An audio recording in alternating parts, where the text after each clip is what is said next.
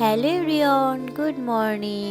আমি তোমাদের শ্রাবন্তী। কেমন আছো তোমরা সবাই? আজকে দিনটা ছিল রবিবার, আর সকাল থেকেই দেখছি বৃষ্টি হচ্ছে। জানো তো, সারা সপ্তাহ সকাল 6টার আগে উঠলেও রবিবার দিনটা একটু লেট করে উঠি, কারণ ওই একটাই দিন যে দিনটাতে বাড়ির সবারই ছুটি থাকে, কিন্তু বাড়ির বউদের কোনো ছুটি হয় না। ঠিক বললাম তো?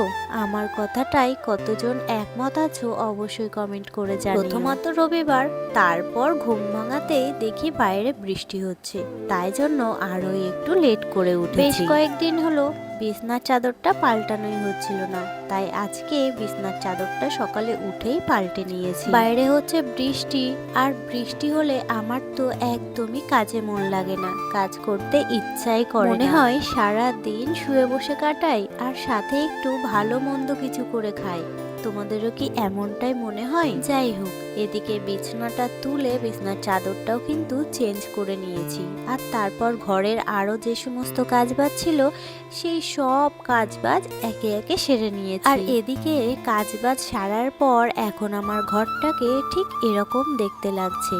এই দেখো কি সুন্দর করে সাজিয়ে গুছিয়ে রেখেছি ঘরটাকে। জানো তো, ঘরদোর জামা কাপড় সবকিছু যদি সুন্দরভাবে গুছিয়ে পরিপাটি করে রাখা হয় তাহলে দেখতেও ভালো লাগে, আর মনের দিক থেকেও অনেকটা শান্তি লাগে। এদিকে ঘরের কাজ তো হলো, ঘর মোছাও কমপ্লিট হয়ে গেছে। এবার চলো বাসি ড্রেস চেঞ্জ করে রান্নাঘরে যাই। একদিকে বসিয়ে দিয়েছি ভাত, আর একদিকে বসিয়েছি ডাল সিদ্ধ। আজ যেহেতু রবিবার, তাই জন্য শুধু ডাল ভাত হবে না, এখানেই থামলে চলবে না। এদিকে হচ্ছে আলু ভাজা। বৃষ্টি হচ্ছে বলে তোমাদের দাদা ভাই বাড়ি থেকেই বেরোয়নি, তাই একটা দেওর যাচ্ছিল বাজারে, আর ওকেই টাকা দিয়ে বলেছি একটু চিকেন আনতে, তাই ওই দেওরটাই আজকের চিকেনটা এনে দিয়েছে। যাই হোক, এদিকে বাইরে কিন্তু অনবরত বৃষ্টি পড়তেই আছে। এই বৃষ্টিটা যে কখন থামবে কিছুই জানি না। আজ বেশ কয়েকদিন হলো সমানে বৃষ্টি হয়ে যাচ্ছে, জামা কাপড় কিছুই শুকাতে পারছি না। যাই হোক, এদিকে মাংসটা রান্না করব, তার জন্য পেঁয়াজ ভাজা চলছে, আর তারপরে তোমাদের সাথে কিছুই শেয়ার করতে পারিনি, মানে কোনো কিছুই আর ভিডিও নিতে পারিনি। মানে রান্না বান্না করলাম, বাসন টাসন ছিল সেগুলো মেজে ঘষে স্নান করে বসে রয়েছি। এখন তোমাদের দাদা ভাই গেছে স্নান করতে, আর ছেলের তো ওদিকে স্নান কমপ্লিট। তো তোমাদের দাদা ভাই স্নান করার পর আমরা তিনজন মিলে একসাথে খেয়েও নিয়েছিলাম। তারপর শুয়ে শুয়ে ভাবছিলাম কি করব। তারপর আমাদের বাড়ির পাশে আমার এই ননদটাকে ডেকে ওকে সাজিয়েছি, মানে প্র্যাকটিসের জন্য আর কি।